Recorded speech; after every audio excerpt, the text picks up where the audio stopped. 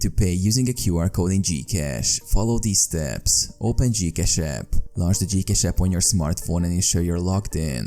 Click on Pay QR. Look for the Pay QR option on the main screen or in the menu. It might be labeled as QR code or Scan QR. Scan QR code. Use your phone's camera to scan the QR code provided by the merchant or recipient. Align the QR code within the frame displayed on your screen. Enter amount. Input the amount you want to pay.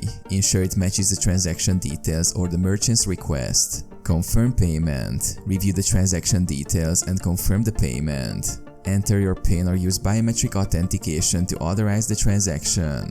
Wait for confirmation. Once the payment is processed, you will receive a confirmation on the app indicating that the transaction was successful.